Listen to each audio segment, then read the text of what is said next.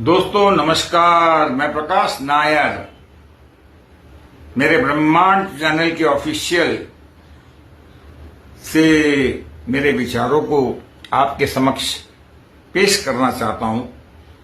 कहीं न कहीं हृदय में ये बात उठी कि अपनी जीवन के तजुर्बे को आप लोगों तक पहुंचाए, जिसमें मुझे ऐसे लग रहा था कि चाहे मुफलिसी में हो, चाहे ऊंचे से ऊंचे लेवल पे हो, खुश कैसा रहना चाहिए। खुश जिंदगी की हर क्षण को खुशी से कैसे जिया जाए। ये दौलत, शोहरत और ये सारी चीजों का कोई अहमियत ही नहीं है। तो मुद्दे की बात ये थी कि मैंने सोचा आना चाहिए, और यही एक प्लेटफॉर्म है कि जहां मैं लोगों के समक्ष अपने विचारों को, अपने तजुर्बे को, जो प्रैक्टिकल है, ये नहीं है कि मैंने किताबी ज्ञान से पाया है। मैंने आप जैसे कई अनगिनत बुद्धिजीवियों ने मुझे ये ज्ञान दिया है, और आज उनका ऋणी हूं मैं, उन सारे लोगों का जो मेरे छोटे से छोटे जो मेरी जिंदगी में लोगों ने छुआ है, चाहे वो प्यून हो, चाहे वो स्वीपर हो, चाहे वो कोई भी काम के हो, लेकिन इन लोगों ने इतने हृदय को छुए कि इनसे भी मुझे ज्ञान मिले है, और इनसे जो ज्ञान मिले वह परंपार है। मैं तो यूं आध्यात्मिक और भौतिक के बीच में हिलोरे खा रहा हूं। ना तो पूरी आध्यात्मिक में भी गया हूं, ना पूरे भौतिक में भी गया हूं, लेकिन ये दोनों के बीच में मुझे पता चला कि आध्यात्मिक और भौतिक की जो अगाध समुंदर है, इसके बीच में से जो जा रहे हैं, उसमें दोनों को देख रहा हूं मैं। और जब दोनों को देखा तो पता चला कि सबसे पहले जो हमारे भारत, जिसको मैं पाया करता हूं, जिसको मैं भौतिक हृदय से, अगर ये तो मैं भी चीर के बता नहीं सकता हूं कि चाहे उत्तर से दक्षिण हो, पूरब से पश्चिम हो, कितने इस मिट्टी की गरिमा, इस मिट्टी की महिमा,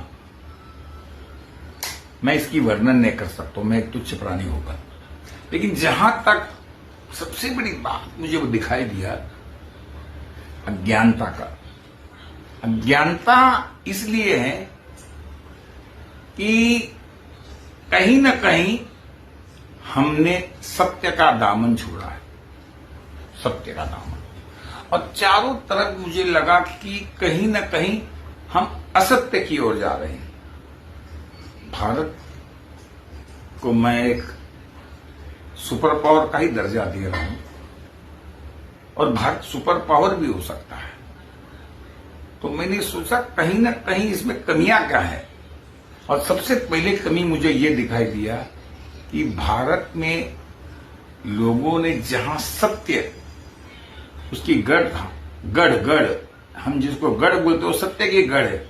हमारी पूरी पुराण हो, वेद हो, तथ्य हो, वेदवाणी हो, गुरुवाणी हो, धर्मवाणी हो, सारे सत्य को इतनी प्रचंड महिमा देते हैं।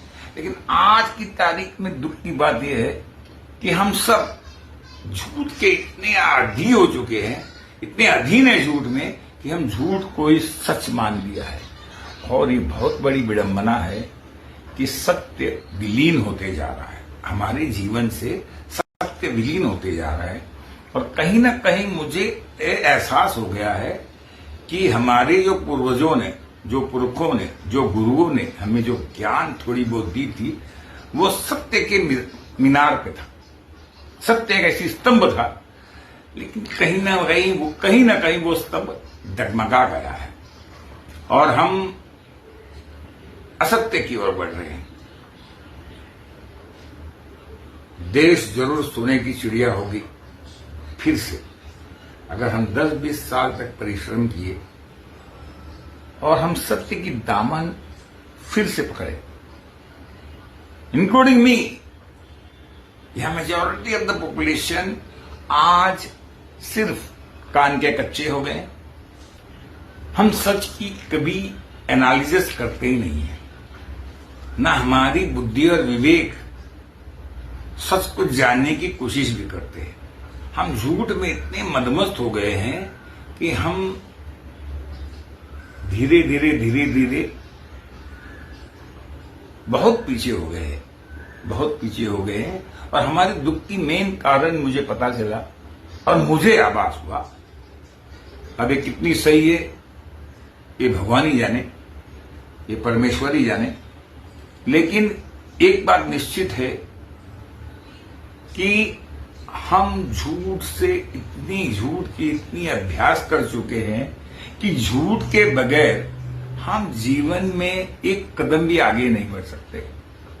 और सबसे दुखदाई बात यह है कि हम अपने जनरेशन नेक्स्ट यानी आने वाले भावी पीढ़ियों को भी हम झूठ की एक घूंट चम्मच में बच्चों को पिला रहे हैं, तो हमारी भावी पीढ़ी भी इस झूठ की स्तंभ से पैदा हो रहे हैं।